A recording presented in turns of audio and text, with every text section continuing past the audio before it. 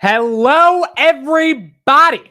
Welcome back to another episode of The Market Close. It is Monday, August 19th, 3:46 a.m. I press go live at 3:45, so technically I'm on time.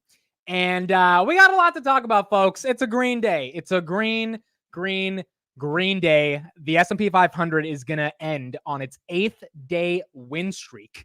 8 days in a row green has only happened 53 times in history. Today might be the 54th time. The S&P 500 up about 1% on the day. Absolutely incredible for the S&P. Then you've got Sofi that's having a hell of a day. S&P right here up about 0.68%. Sofi up almost 7% on the day. That is a very, very green day. You've got Palantir that has not been able to crack 33, but held up in the 32s, which is not bad, 32.30. Up about 1% on the day. Robinhood up about 0.59% at $20. Looks like it hopefully will close above that $20 range. And then you've got NVIDIA, which just has had just an incredible day, 128. At one point, it was at 129. It was gunning for 130. It looks like it's going to close at that 128 level. 129.29 was the top of the day, up another 3.42%. NVIDIA has added over $500 billion of market cap in the past 3 weeks, and it is up over 42%. It's a green day. Rocket Lab as well. SoFi is holding 7. Rocket Lab up another 9% on the day, 8.69%, 713. Top was 736. It seems like the street is getting very excited for space, and Rocket Lab, one of those companies that's at the epicenter of what's going on in space. And then you've got the NASDAQ that is up almost 1% at 479. So all of this is bullish. All of this is green. All of this is great. But there's one more thing that's happening. And it's a firm that reported this that technically, this is a firm that probably has a lot of inside knowledge. It's not Goldman Sachs or JP Morgan, but it's one of the firms that's more well respected in the context of the broader equity markets. Evercore just said, hey, Jerome Powell is probably going to say that the Fed's open to cutting rates by 50 basis points in September, which is kind of insane. So Jerome Powell, this is a report by Evercore. A couple of other websites have reported this, so it does seem like this is legit. If you believe Evercore, Evercore definitely reported it. Is it legit or not? That's another question. We'll see what happens in Jackson Hole. But it looks like Jackson Hole is going to be the day, or going to be the event, the conference where Jerome Powell comes out and he says we're going to get 50 bips. If we get 50 bips, I don't think it's bearish. I think it's very bullish. I know a lot of people are like, well, that's too much of a rate cut. That means the economy is weak. I disagree. Austin Goolsbee and Neil Kashkari, two traditional hawks on the Fed. Goolsbee's a little bit more dovish than Kashkari. Kashkari has been hawkish for the past 2 years now. They both said in the Wall Street Journal and on Meet the Press over the weekend, hey, the labor market is getting pretty tight and it's starting to weaken. And if the labor market continues to weaken, when the BLS reports on Wednesday that we have 1 million jobs that we didn't actually have, it was a downward revision. I think the Fed's expecting that. I think the Fed is expecting the BLS, the Bureau of Labor Statistics, to come out and say, hey, we thought we added 1 million jobs in the past year. We actually added, XYZ amount of jobs, and we had 1 million less, or 500,000 less, or 600,000 less. And at that point, the Fed's got to ask themselves a question: do they want to be late? And I don't think so. You don't want to be late on something like this. You were already late when it came to being transitory. And I think if that's the case, the Fed is going to make a decision that says, you know what, it's time to seriously cut, which is why I also think equities are doing well. IWM up about 1%. Shout out to Tom Lee. We officially got the Fun Strat Tom Lee follow on X today. So that happened like literally 20 minutes ago. So we got our boy to finally follow us back. But IWM up about 1%, QQQ up 1%, S&P 500 up 0.71%, SoFi again 746, and then NVIDIA really having an incredible day, up 3.67% on the day. So it's been a really good day. It's been a really, really good day, and it does look like this 50 basis point cut rumor, if it becomes real, you're just gonna. Here's the thing: right now you're getting 5.5% money markets. What if that goes to 5%? What if that goes to 5%? Maybe you could handle 5.25, but if it's at 5%, I don't know. Now people start wondering, hey, if you kind of know what's going to happen and NVIDIA crushes earnings, do I really want my money to be stuck there? And so in anticipation of that future growth and future rate cuts, people might end up taking out some of that money and putting it into the market. So we're going to see how this plays out, but this is very, very exciting. ASTS as well. This one has been going crazy again today. I think it's up, 20%. ASTS, up 21%, 3760. It's up 800% in the past year. I mean, it's just insane price action, justified. Maybe 18,000 price to sales. What you're paying for this thing. It is theoretically a small cap. I mean, it's definitely not a small cap, but it's not a large cap. And they got a big deal a couple weeks ago, and the market likes it. And now I think retail is getting all over it. And so if you chase it, you chase it. But this one is up 20% on the day, and we'll just see how that plays out over the next coming weeks. Overall, a lot of green. Apple's a little bit red. Grindr passes $12 today, up 1.27%. Shopify trying to break 75. Disney back at $90. AMD at 154. They bought a company today for $5 billion. Netflix $15 away from closing in on 700. CrowdStrike 266. Hims up 5.92%. You got Lyft up 3%. You have Chipotle basically flat on the day. Let's check Starbucks. Starbucks is down 2.5% after being up 20% last week. Crypto is relatively flat. Bitcoin. Now, there is news as well in the context of geopolitical stuff. Apparently, Israel has just accepted a U.S.-backed proposal for a ceasefire call on Hamas. And now they are calling on Hamas to do the same. And the Secretary of State, Anthony Blinken, is also calling on Hamas to do the same. We don't know if Hamas is going to accept this, but Bitcoin is up slightly on the news that, hey, maybe there's going to be a peace treaty and there'll be a little bit less geopolitical tension. So that's good for Bitcoin. Overall, relatively flat on the day. Coinbase is down a little bit. CleanSpark is up. And then some of the Bitcoin miners like Marathon are basically flat on the day or up 0.5%. So overall, good day, man. It's been a good day. Spotify's up 2%. Again, SoFi. Let's talk a little bit about SoFi. SoFi is up right now because A, it's been in a 3-year downward trend. And so eventually, if you just believe in some basic TA, you would think it would break out. Number 2, rate cuts are super bullish for SoFi. They are a lender. It is easier for them to lend out money. They can grow their lending business dramatically if rates are low. And then Noto already basically guaranteed the market that if rates come down, we are going to be able to aggressively grow our top line and beat a lot of analyst estimates. So that's being priced in. 745 on SoFi. It looks like it's going to end up about 7% on the day. Really, really good stuff for SoFi. Question now is just, are we going to get 25 or 50 coming into September, which is probably going to determine the rest of the trajectory for SoFi. But SoFi's doing great. And NVIDIA as well, almost trying to get to 130, but NVIDIA right here. Oh, wow. Is it going to make a push for 130? It was just at 128.50. Now it's at 129.90 or 129.40. Looks like it wants to make a push to that 130 level. Not bad. Not bad at all for the broader market. And as June says right here, Palo Alto is after the bell. Mo says, I'm up 105% since Black Monday. This is insane. Dude, if you bought the dip on August 5th, congrats. Because think about your overall thesis on whatever stocks you own, and then just thinking about what you mentally had planned at the end of 2024 for your portfolio to look like if your stocks were able to get to the levels you thought it would get to. And then think about the fact that you got to double down on some of those positions, and you got them at prices you didn't get for the past 8 months. And then those stocks ended up recovering in less than 2 weeks, at least to the most part, not fully recover unless you're like NVIDIA, but at least, a decent recovery.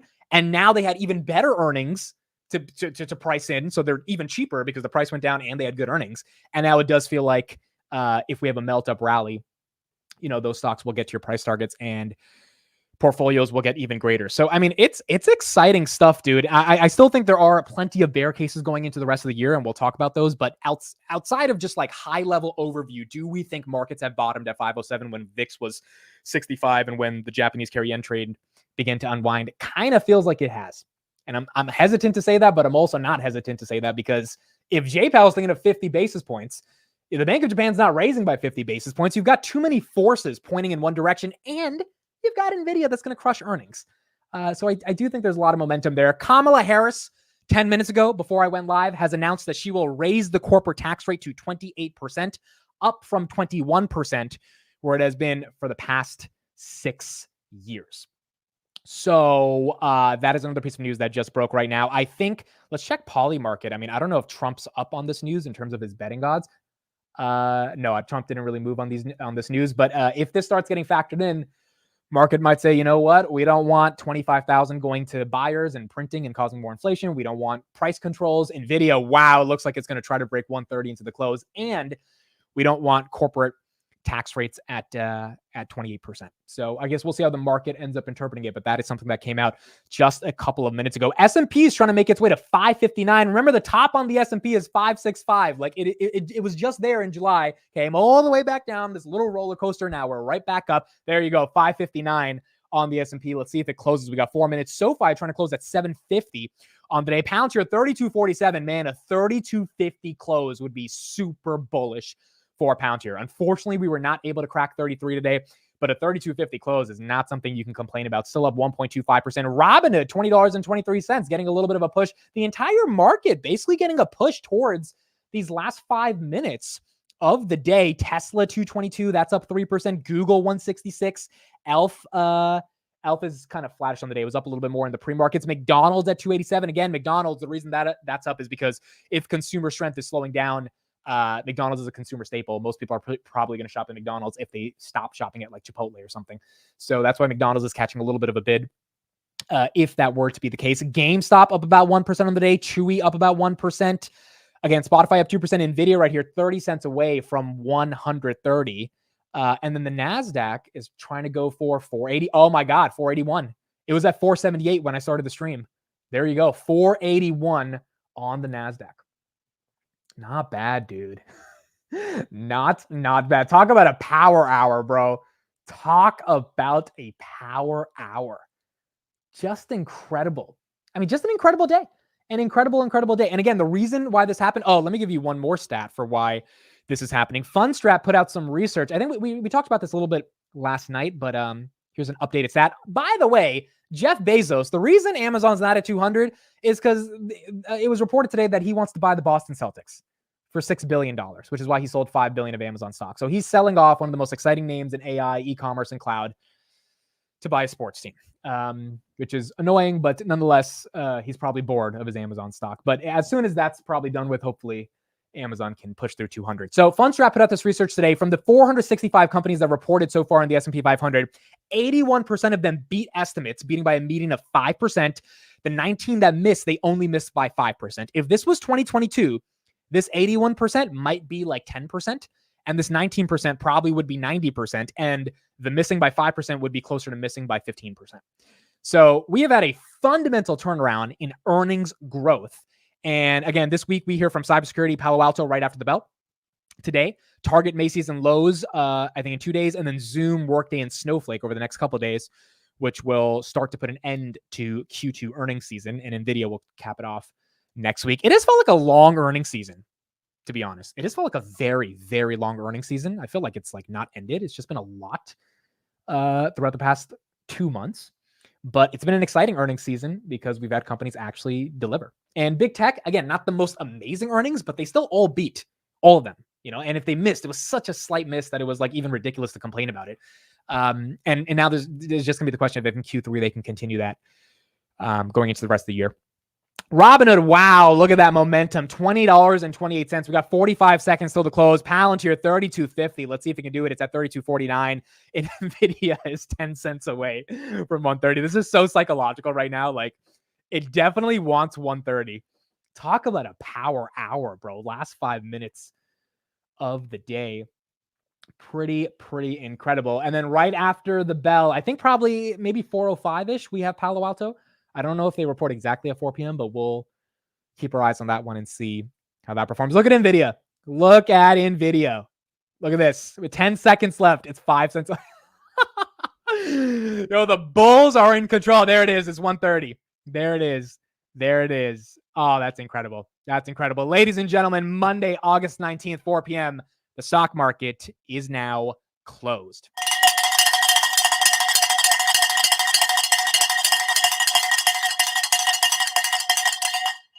NVIDIA closes up 4.35% at $130. Wow. It's down a little bit in the after hours immediately at 129.60, but still 130. That is incredible. It's trying to rebound after hours back up to 130. So that's what you got there.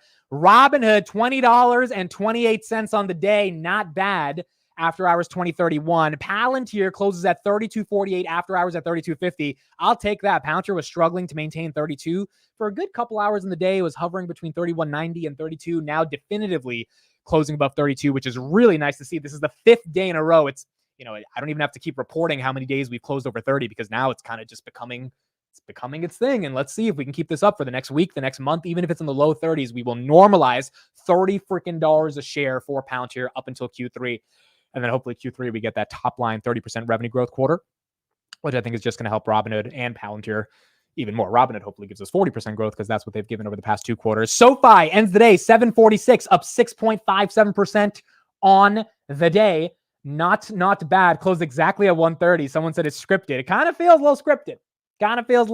Towards the end of the day, but that's what you got. SoFi up 6.57% on the day. Let's go to the Mag 7. Where did they end? So Meta ended up a little bit, 529. Microsoft 421, up 1%. Google 168, up 2%. Amazon 178, up 0.5%. Nvidia up 4.53%, and then Tesla up 3%. Apple was the only one that was red on the day, but it was basically flat at 225.89. So nothing too crazy out of Apple. All right, Palo Alto Networks. That's what we're looking for. After the bell, we already have a little bit of movement. Let me see if I can pull up their numbers and if they're live yet or not. Palo Alto is going to be important. It's going to be important for CrowdStrike. It's going to be important to see their execution. It's going to be important for cybersecurity. It's going to be important for Fortinet, Sentinel One. It's going to be important for Wiz, which is not a public company, but still going to be able to justify if the broader TAM is growing. So this one's going to be really, really important. Nancy Pelosi owns a crap ton of this, so it'll be important for her portfolio. By the way, I heard she's like up $10 million in the past month or some crazy number. Her salary is like $200,000. So her stock portfolio is definitely performing well. All right, after hours getting a little bit of a jump on Palo Alto. Now it's flat. I think these guys are at 405, so we're going to see some reaction pretty soon. Let's see. Let me pull up a couple things and see what we got there. But let me know in the chat if you own Palo Alto at all or have any exposure via an ETF to Palo Alto. Is Palo Alto in the S&P 500? They have to be. I'm pretty sure they're in the S&P 500. If CrowdStrike's in the S&P 500, there's no way Palo Alto is not. So I would imagine they are. All right, let's get some coverage here, and then I'll let you guys know as soon as earnings are out. I'll poll it in a second right now. What really sort of shook the loose hands off. But Brooke, volatility. You can get it right now for about 10% off of the high. They've had a few disappointing earnings announcements in recent quarters, but that's because in the near term, they've had pricing concessions to be able to lock clients into their bundled offer. That makes those clients and customers sticky, and that'll bode well for them in the months and quarters to come. So we think that company by company, you can find some good deals out there right now, and it's not too late to get in. So, Sam, Fed or NVIDIA having the bigger influence over markets over the next several days? Well, over the next couple of days, it's going to be the Fed because NVIDIA is going to be after that. But I certainly believe that Fed Chair Powell is going to sort of remind us of what he had said during the press conference before. Okay, so we're already getting some press releases from Palo Alto. We got one just now. On Palo Alto. SLB and Palo Alto Networks collaborate to strengthen cybersecurity for the energy sector. SLB is a global energy company. Let me know if you guys know that company. Today, they announced they're expanding their collaboration to strengthen cybersecurity. The companies will combine their cloud and edge technologies, domain expertise in the energy industry with Palo Alto. This is great. Cybersecurity and energy, two of the things that you need for AI. This is incredible. Makes sense that they're doing this partnership. This will not only help SLB remain in the forefront with its own security infrastructure, but also help drive future enhanced solutions to address evolving cyber threats. Cybersecurity down after hours, basically flat, so no results yet. Chief exec at CLB says the maturation of our industry's digital transformation makes cybersecurity paramount to our operations and the digital solutions we offer to our customers. And they're going to adopt Palo Alto Network's precision AI-powered cybersecurity platforms. Okay, the street is looking for Palo Alto to deliver $1.41 of EPS and $2.16 billion of revenue. Let's go to the stock. The stock is down 2%. We're down. We're falling. We are falling. Down 4%. Down 5%. Oh my! Is this a overreaction really quick, or is this real? We will find out very soon if this is an overreaction or if this is real. It's recovering a little bit right now. There you go. There's the red candle. Now it's down 2%. It was just down 6%. Let's see if this is real or not. Oh, now we're green. Now we're green. Now we're going up. Now we're going up. Now we're going up. Up 2%, up 3%, up 3, up 4, up 4. This is hilarious. This is hilarious. This is great. This is great. There you go. Palo Alto up 5%. Dude, those short-term algorithmic sell-offs are just hilarious because it's like, and if you're quick enough to get that dip, theoretically it's possible, right? If you like have a really fast computer or something, or you're just really quick on your phone to get it. But 356 on Palo Alto. All right, let's get some results. Let's see if we have results. Do we have results? Let me see. That SLB collaboration, though, I really like that one. I mean, phishing itself, like phishing attempts, which is a major cybersecurity issue, that becomes so much easier when you have things like AI. So, like, you need really effective cybersecurity in the context of dealing or managing AI, but you also need energy solutions with cybersecurity as well. Okay, so AMD is interviewing Lisa Su, so there's no way they're going to give me the results. So I'm going to have to find this on my own and see where we get it. Oh, here we go. Thank you for this in the chat. So net income 357 million. Q4 revenue 2.18 billion. So they beat on expectations. Q4 EPS $1. It looks like they might have missed on EPS. Let me see if I can pull it up somewhere else as well. I should get the results soon right here. Palo Alto. Okay, here we go. So Q1 is 147 to 149 of EPS, which is beating 142. So they beat on EPS. That's good. Yeah, they beat on EPS. They beat on EPS by 6 cents officially. That's good. And then revenue was 2.1 billion, which came in line with expectations. Oh no, here it is. Sorry. That was the guidance. Sorry, guys. Let me say it again. Okay, so EPS was 141 expected. They did 151. They beat by 10 cents. Revenue was 2.16 billion expected. They did 2.19 billion. So it's a beat on the top and the bottom line. That's it. A beat on the top of the bottom line. The guidance they give for the next quarter seems to be in line. Doesn't seem to be too far off from what the street expected, but the overall quarter was good. Yeah, guidance is 5 cents ahead of expectations for next quarter, and then revenues is basically in line or 30 million ahead of what the street expected with 2.1 billion. They're expecting 2.1 to 2.13 billion. So there you go. Up 4.5%. Not bad. Not bad. That is not bad. There's the results right there from Jed. Thank you, Jed. Not bad at all. This is really good. Let's see CrowdStrike. Is CrowdStrike catching a bid off this? CrowdStrike is green. Slightly green after hours. Let's check Fortinet. Fortinet is green, slightly green, and then Centennial. That one's up 1%, and that's green. Okay, so the other cybersecurity name's not really catching too much of a bid, but it's still up. Let's end the poll. What did you guys say? You guys said pump. Okay, so 60% said pump, 38% said dump. So most people were bullish on Palo Alto. Let's pull up their actual website earnings, and then let's go from there. Dude, not bad. We needed if Palo Alto had a crappy earnings, that would just be bad for today. Like today was a green day. You want to have a big company. What's their market cap? $100 billion company. Yeah, you want that company to report well. You definitely want them to do well. Okay, here we go. Here are their results. I voted for pump after it started running. That's so fake. You're so fake. Okay, while I pull up the results, let's listen to Lisa Su because she's on AMD. She's on CNBC. Probably should get to hear what she has to say, and then we'll get back to Palo Alto. Market or your speed to market in the data center? Absolutely. John, great to see you this afternoon. And, it's a big day for AMD. We're really excited with the announcement about the acquisition of ZT Systems.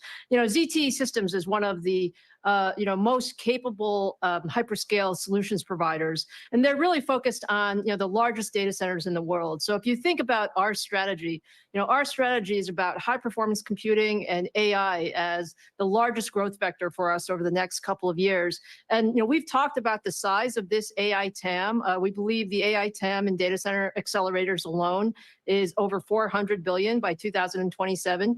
It's a huge opportunity, and we've been investing for the long run and investing in that strategy. So it's about our silicon solutions, which are really capable, our software solutions, which are really capable, and now we add sort of the third leg of that stool, which is the system solutions that really wraps it all together. So it's really exciting opportunity for us, and great team that we're bringing on board.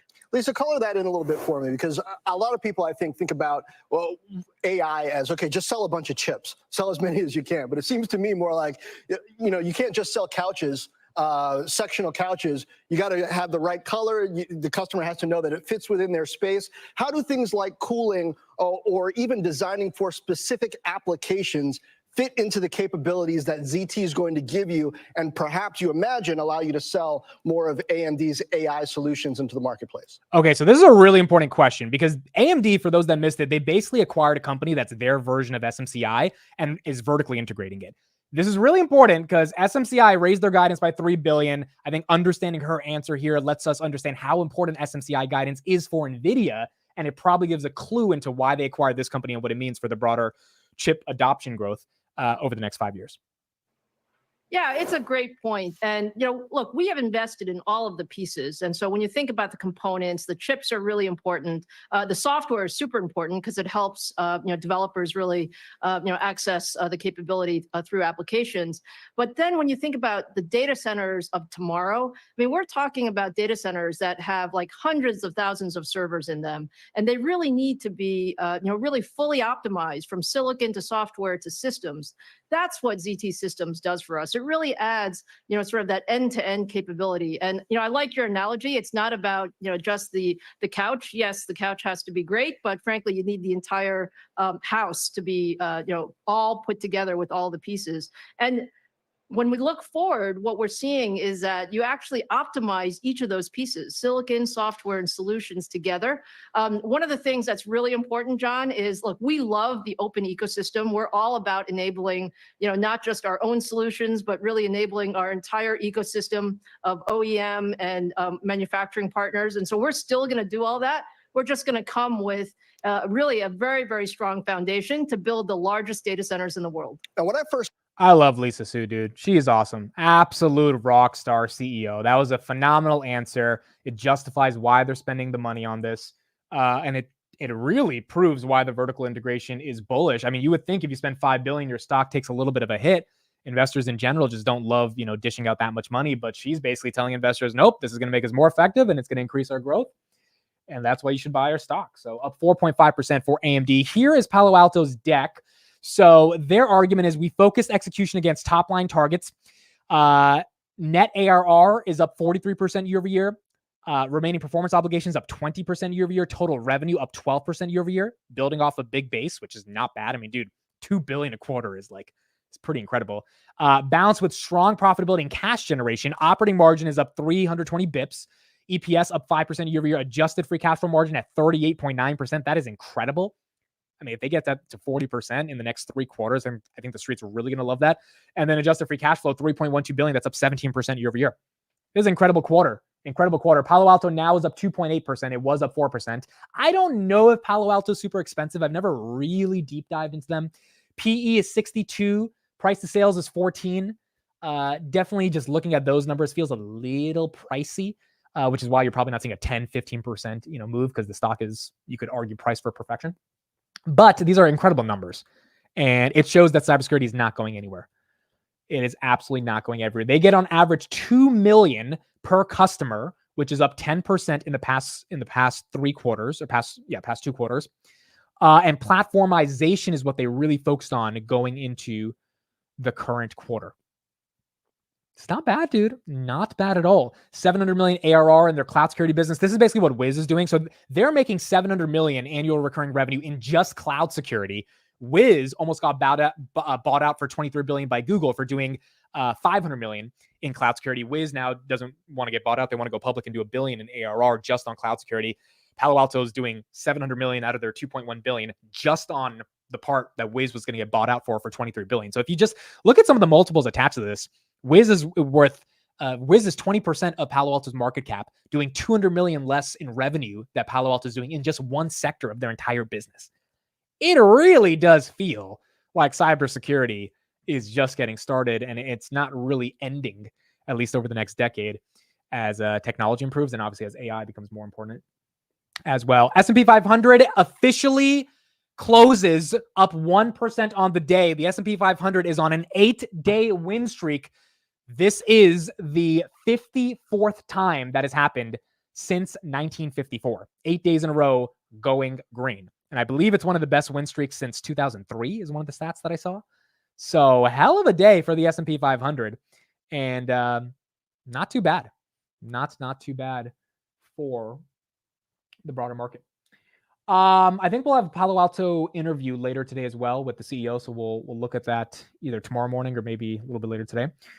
And we'll see what he says. But I'm assuming he's going to make some arguments that are throwing a little bit of shade at CrowdStrike and basically just saying that we are the leaders when it comes to security. Now, CrowdStrike's still the leader in endpoint security.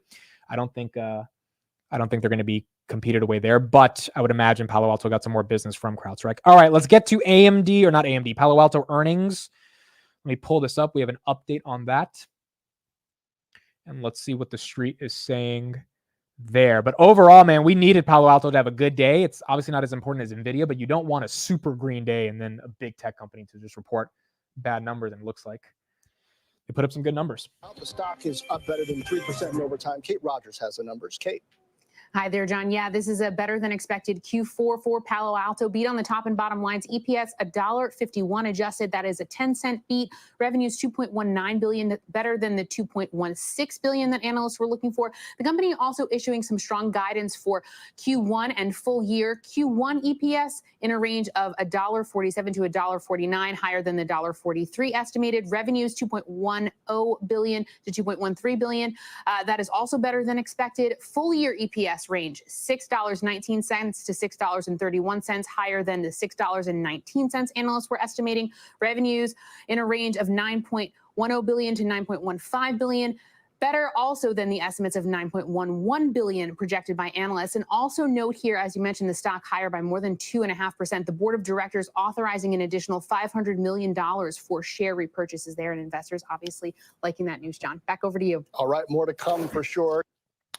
Not bad at all for today. Not bad at all. Where's Palo Alto? Palo Alto now after the bell up 3.38%. All right, so we got a little bit of capitulation today, which is the next thing I want to talk about, from not a bear, but someone who's been bearish. And last week, I actually said on this very show, hey, I am looking for two people to get back into the market, or at least be bullish about the market. One of those people was Meet Kevin. I still think he is doubling down on his bearishness. I don't think we've seen the pivot yet. The other person was Dan Niles. And today, Dan puts out a tweet. So let's read what he has to say.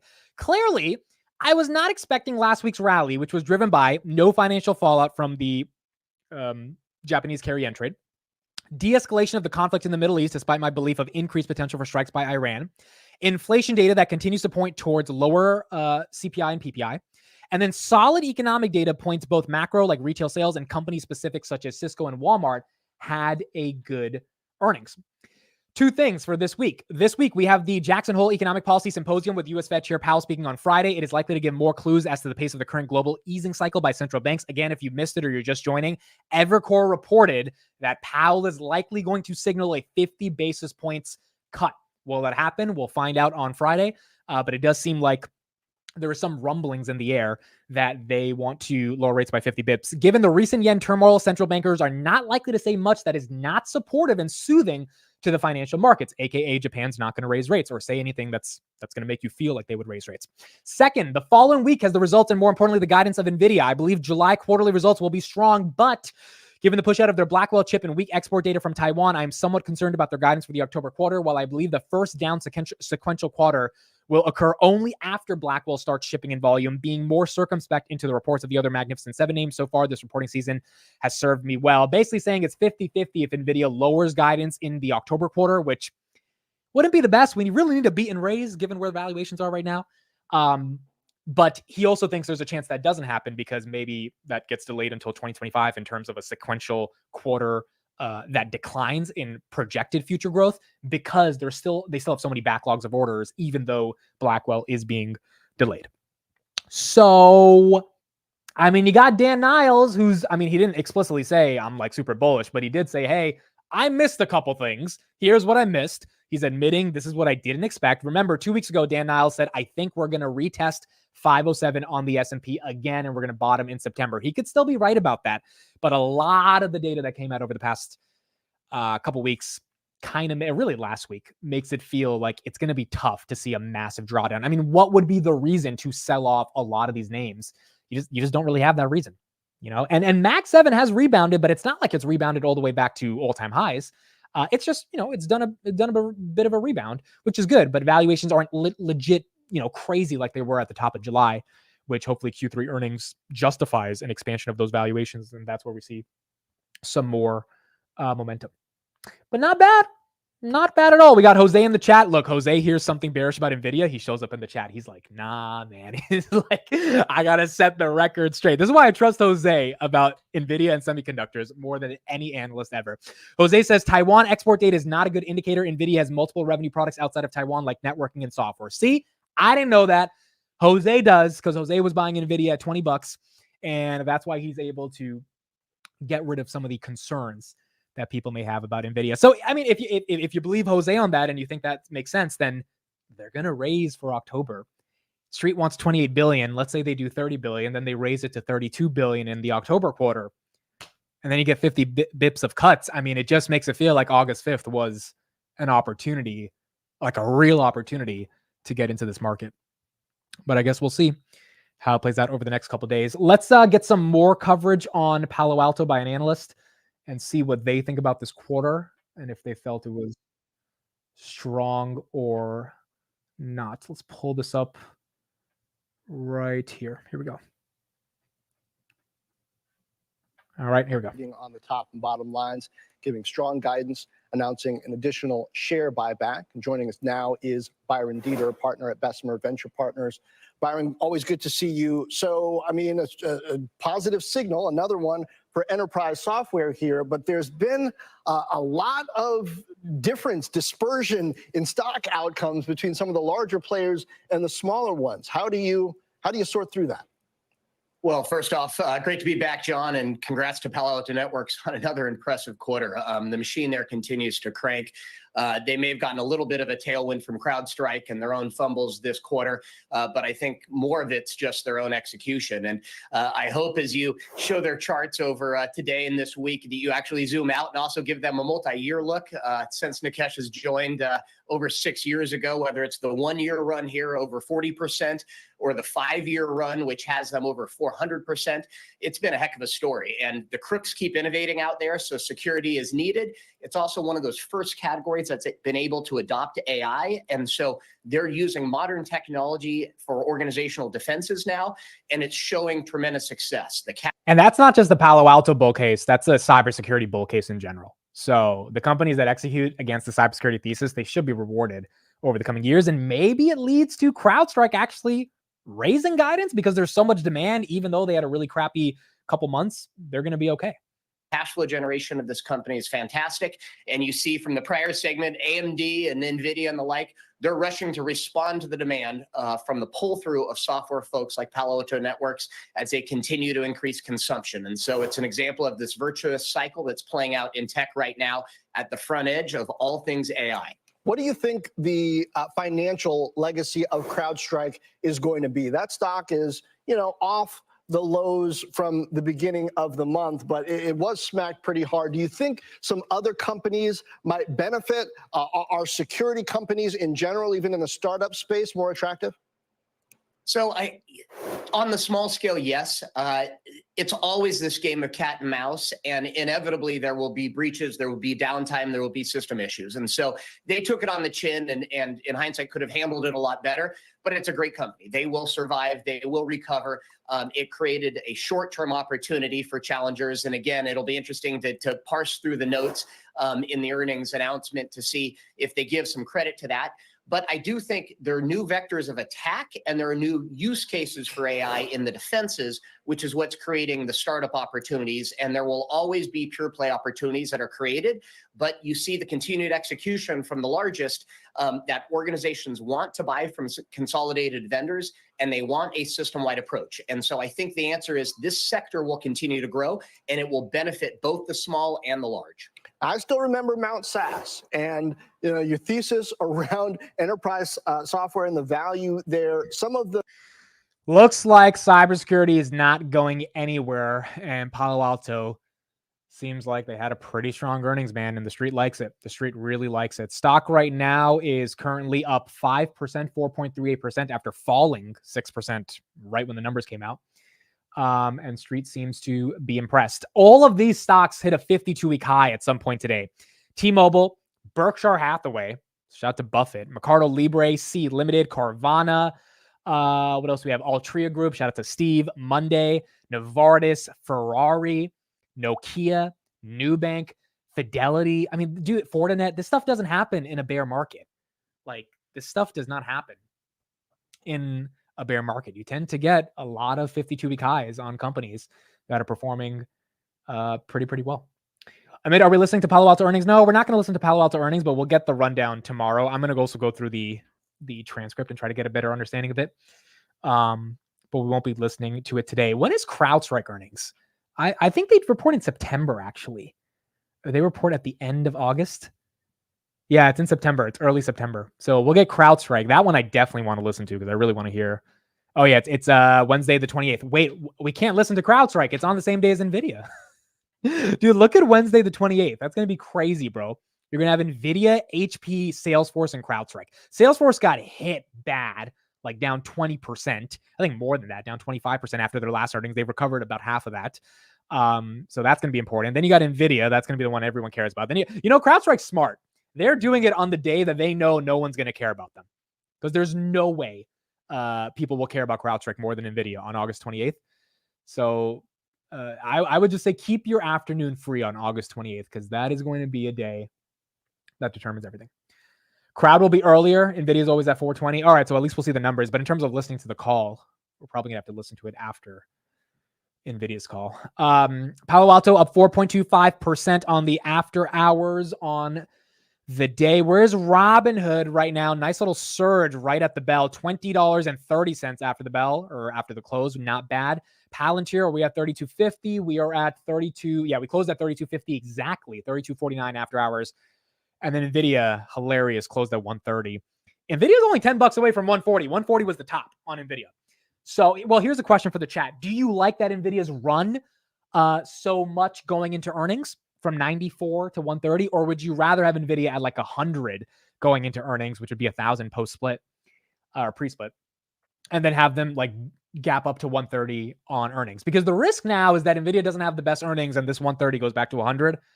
But the bull case is this 130 becomes 150. Like shit goes crazy. I don't know. It's hard to think which one I'd rather. I don't have a big stake in NVIDIA, so I don't think too much about it. But to be honest, anyone who's in the market should care about NVIDIA. So even if I don't have a big stake, I just want to see NVIDIA do well. I mean, I don't know if 150 we get after earnings, but I do think if they massively raise guidance in Q3, there's a shot to test 140 again. But even if it stays flat at 130, that's not bad, dude. That's incredible. That's still up almost 200% year to date. And then Q3, as we get rate cuts, they'll probably be able to naturally get some more momentum going into that quarter. So we'll see. We'll see. Jared says, I mean, does it really matter? That's a good point, man. If NVIDIA crushes over the next 2 quarters, it probably doesn't matter too much. Now, for short-term option traders, it definitely matters. Especially because now you got to ask yourself, do I buy a 150 call? Like if it was at 100, it's a lot easier to buy a 120 call after earnings. It's at 130 and trying to buy a 150 call. That's a little bit tougher.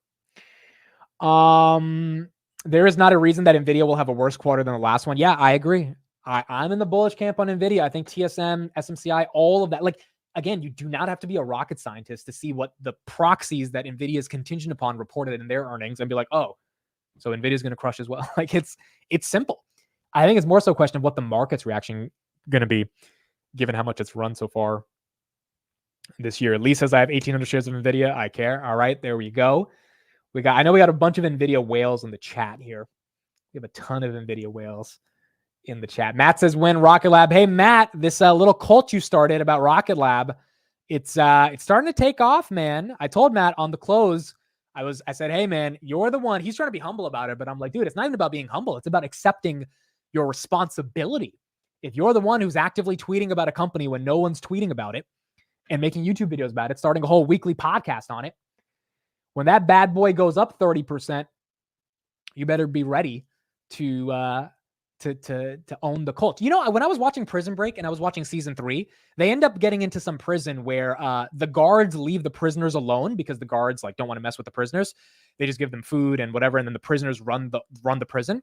And it reminded me of like how to start a society, because there was one guy who was the leader and the leader has everyone in check, and he gets rid of phones and internet and communication to make sure there is no one who can show him any dissent. And then you go through the season and you see what it takes for a dictator to maintain his power. And it's not easy, right? So it's just very interesting that because when you're public about a stock, you know, people think of you as like someone who is a leader in that stock, and you got to be able to deal with it. So I told him if Rocket Lab fails on one of their earnings, or not their earnings, on one of their launches, you're going to get a lot of shit as well, right? It's the name of the game. You get it both ways. That is not a spoiler alert. That is absolutely not a spoiler. I said nothing about how the season ends. I just said, hey, they're in a prison. If the show's called Prison Break, obviously they're in a freaking prison, and you know they have to navigate that situation. Now I'm in season 4, guys. Season 4 sucks.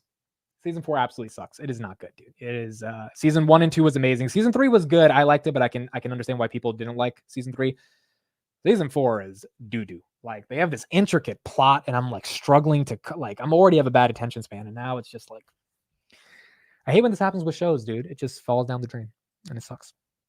It absolutely sucks. How's the mid on season 3? Okay, let me tell you why I'm on season 3. You know how Netflix has that 10-second shit where you can just keep pressing the 10-second shit? Dude, I'll tell you what I do, bro. I'll tell you what I do right now. Hopefully Netflix doesn't take down the stream. So I'm on Prison Break right here, right?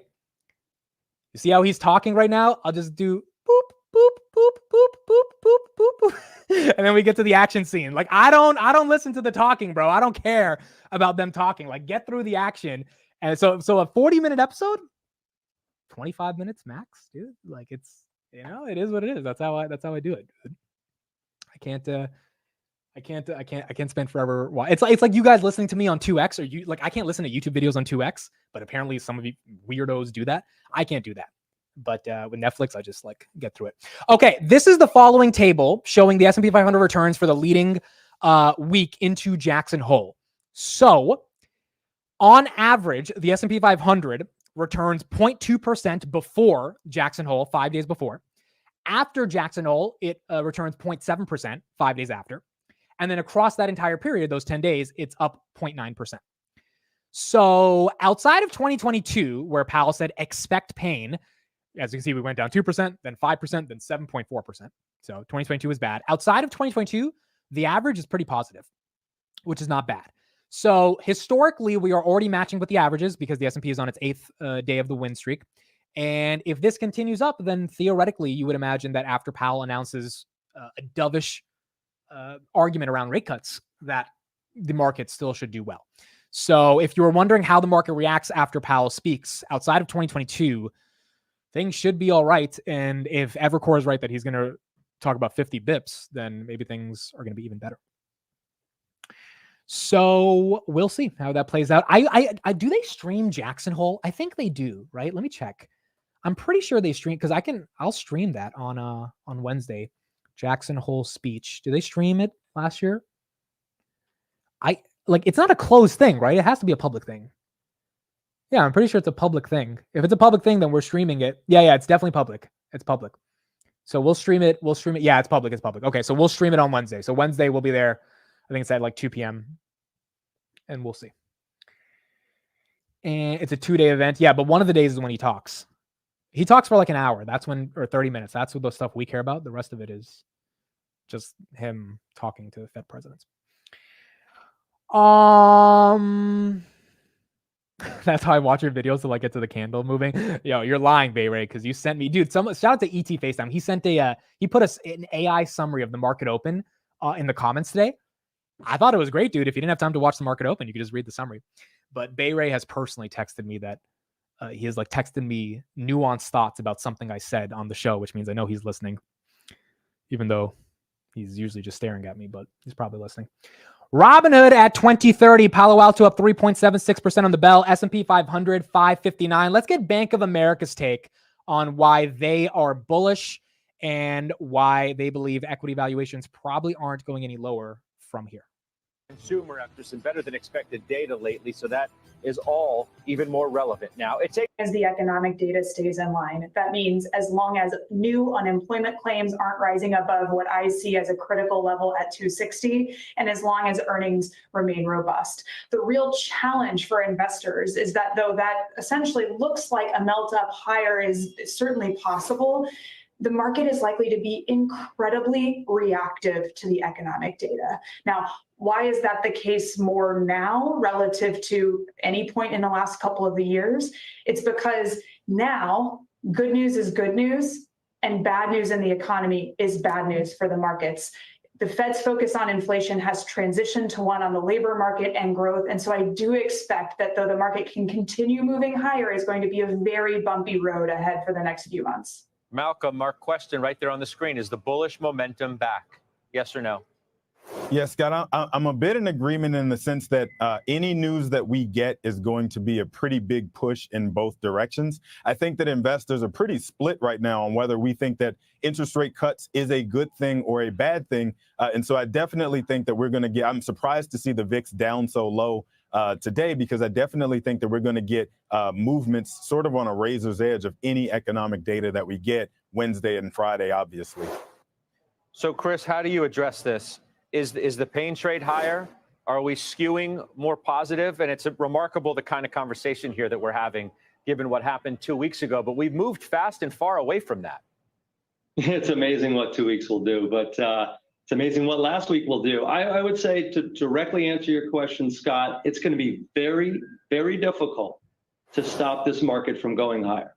And the reason is data is being set up to be lukewarm, exactly what the Federal Reserve is looking for. This is a really good point. Everything's being set up for beats on a lot of these expectations. And then you got the Fed with the rate cuts coming in. Exactly what investors are looking for. We might get a little miss here or there, but not material misses. There's a lot of distortions in the data over the last couple of months, but when you average that together, and now on a go-forward basis, given what we saw in some of the recent reports, this data is lining up to be lukewarm. And Lauren's right. Good news is good news, bad news is bad news. But you blend those two together and you get lukewarm data overall, and this market wants to go higher. You could. I mean, you put the arguments together. It's not crazy, dude. You put the arguments together around expectations and what it means. I mean, think about just a stock in general. If the market expects, I mean, this is the whole thing about NVIDIA with expectations. The market's expecting 28 billion. Most people think NVIDIA is going to put up 30 billion. Imagine NVIDIA puts up 31 billion, dude, like some ridiculous number. Like the stock's going to really like that. You know, investors are going to love that. And the stock is, you know, not at literally all-time highs. So maybe that helps build up some momentum there. But same thing with the Fed. Like the jobless claims last week, the market wanted 250. We put in like 240. That was great. That shows us that we're not accelerating unemployment to some dramatic level. To the point where, you know, we are literally entering into a recession. Again, we are in a Goldilocks zone. That Goldilocks zone is inflation coming below 3%. We're already there. And GDP still being above 2%. But right now we're at like 2.5, which is really good. If the Fed can lower rates enough to not have the labor market massively weaken, which means unemployment goes up, but it doesn't go up dramatically, and we start re-accelerating the job growth. Right now we're at 140,000 a month. Let's say that gets to like 160,000 by the end of the year because of those rate cuts, because that's a stimulus for job growth. And the consumer doesn't weaken because of those rate cuts, i.e. it's easier to get a mortgage now or a car loan, etc. And top line GDP does not decline, because if the consumer is okay, then earnings growth should be okay, then GDP is going to be okay. Then the Fed figured it out. And then slowly over the next year, they'll probably get that nominal rate from 5.5 to like 2.5, or at least 3%. 3% is more realistic, probably 3.5-ish. And if NVIDIA keeps beating, the Mag 7 keep going well, then you have this massive AI thematic Palantir showing that the software part of AI actually is real. You've got your Dan Ives multi-year bull market thesis intact. And that is how at least one version of how this market can play out happens over the next 6 months. Shout out to Jason in the chat. Jason will be on tomorrow for Technical Thursday or Tuesday. So for anyone who's interested in any tickers, we usually spend like 3 hours every market close. It ends up being a 3-hour show. So he'll be on tomorrow. We'll go through a lot of technicals. He texted me today about a stock he's very interested in, and he already started buying. So we'll look at the technicals on that. And he says in 3 months, CPI will be nearing 2%. Yeah, I agree. Shelter's coming down. We're at 2.9. Oil's coming down. Less geopolitical volatility. And then you've got auto insurance and airfare going down, along with energy going down, which is, it was flat last month, but it was down 2 months prior to that. So I think it'll be closer to 2.2, 2.3, which is going to be very good for the broader markets. S&P 500, 559 after hours. Palo Alto, where is that right now? It was up 4%. Let's see if there's any change there. Palo Alto. Oh, wow. It's down 1% now. Uh-oh. Did they say something on the earnings call? Interesting. It's down right now. I guess we'll see at 8 p.m. where it ends, but nice little 2% decline. Maybe that gets eaten up, but they must have said something on that call that they did not disclose in their earnings that's getting a sell-off from up 5% to down 1%. Regardless of what they said, I think it's probably just like insignificant given the earnings growth itself was incredible. And so they might have said something that, you know, the street's maybe not loving right now, but I don't think it denies an exceptional quarter that they had. All right, not bad. Bayer says, I just burned my tongue looking at Palantir gains. Very hot. That's a fun one. I like that. Dude, Palantir has been on an absolute run, an absolute tear. I did make a post about Palantir today, 3250. Let me bring that up. So someone on YouTube this morning, they said, hey, Amit, why does the B2C consumer recognition matter for Palantir? Because I keep touting this thesis about media recognition if Palantir is a B2B company. And I'm not going to read the whole post because I went to bit Bill Ackman on this post. So I'll put it in the chat for you guys to read. But the broader point was that at the end of the day, consumers, I sent the StreamYard link, sorry. Sent the Twitter link. Consumers are just like investors, institutional retail. They're all fund managers. They're all consumers at the end of the day. They all need to know what Palantir is. And if they don't know what Palantir is, you're not going to get any momentum. Developers who are going to evangelize Palantir in their enterprises, they're going to need to know what Palantir is. They're going to need to care about it. Retail investors, they need to know about Palantir. Institutional investors need to know about Palantir. Government officials that want to bring Palantir into the DoD, they need to know about Palantir.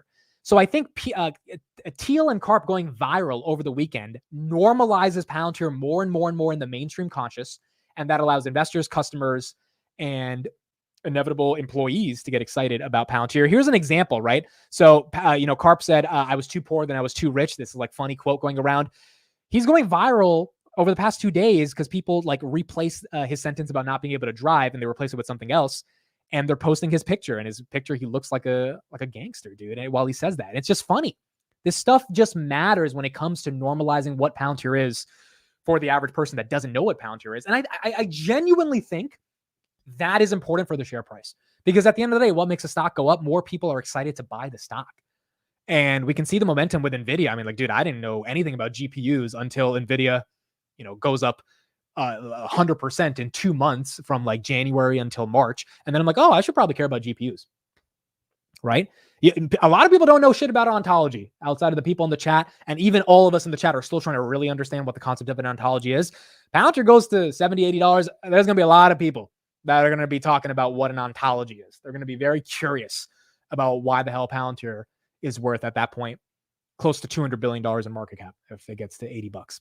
It would be like 160, 165 billion. So I think a lot of this stuff comes from the stock going up, but in order to get the stock go up, you need people to actually care about someone like Karp. And I think Karp is such an eclectic and eccentric and unique individual. I've been fascinated by his career and his life over the past 3 years. Same thing with Teal. Most people know Teal over Karp.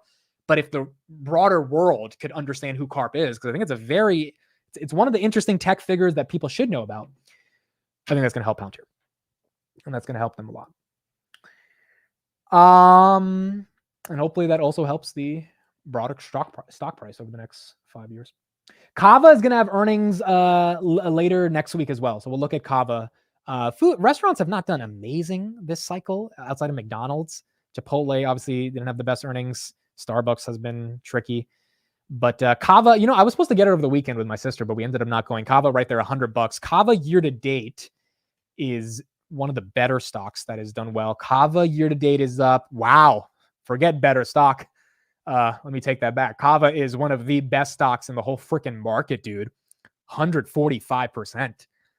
I haven't checked out Kava since last earnings, so I really haven't paid attention to them, but just incredible, dude. Over the past 1 year, 140%, year to date, 145. So it went the opposite of Chipotle. I think Chipotle's up like 10% year to date. At one point, it was up 35%, but then it fell.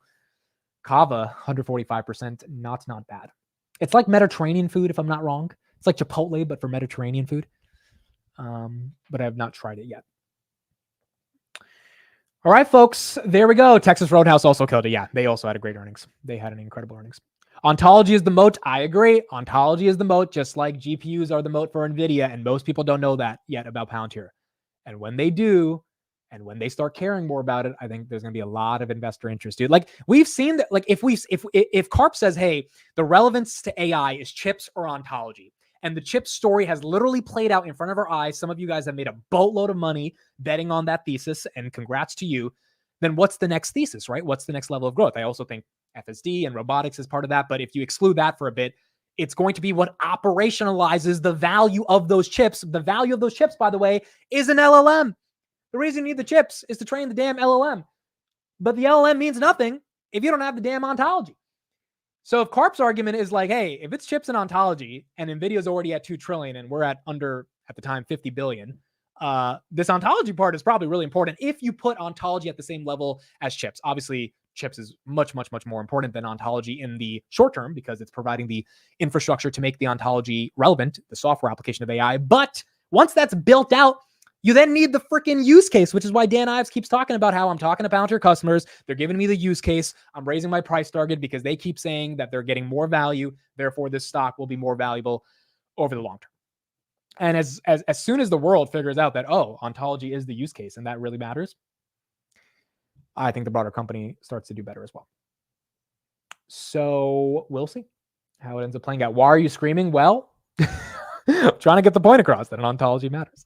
But anyway, my broader point is that I think the media coverage on Palantir really does matter, and the compounding viral effects are important. In terms of ontology specifically, Chad and I are going to do a podcast on this soon. So for those that are confused, I did a podcast with CodeStrap, by the way. If you just type in CodeStrap podcast Emit, you'll find it on YouTube. I think the title is If You Don't Know Palantir, Watch This. That's the title. So we talked about it years ago, but Chad and I are going to do a much more in-depth podcast, and it'll be out in the coming months. And we'll break it down even further. All right, cool. There we go. That's it from me. I will have one more video coming out today on Palantir on the New York Times article piece. So I'll go and I'll give the best deep dives. If you haven't read the Times article with the best quotes from Karp, he said stuff about politics. By the way, he's supporting Kamala Harris. He's not supporting Trump. He said stuff about Teal. He said stuff about Palantir's association with the government. Like, there's a lot of good nuggets in there. So I'm going to highlight all that. And that video will be out later today. Yeah, so that video it'll be out at like 7 p.m. So it'll be out at 7 p.m. So you guys can check it out then. All right. Great day in the markets. Green day. Palo Alto crushed it, even if they might be down after hours. We'll see what happened on the earnings call. Palo Alto, now it's up. Okay, so they probably said something that was good after going down 2%. Now they're up 1%. And we'll see if the S&P 500 continues its streak starting tomorrow for the 9th day and keeps this momentum going. All right. Thank you, everybody. Have a great day. I'll see you guys tomorrow morning at 8:45 a.m. Bye, everyone. Have a good one.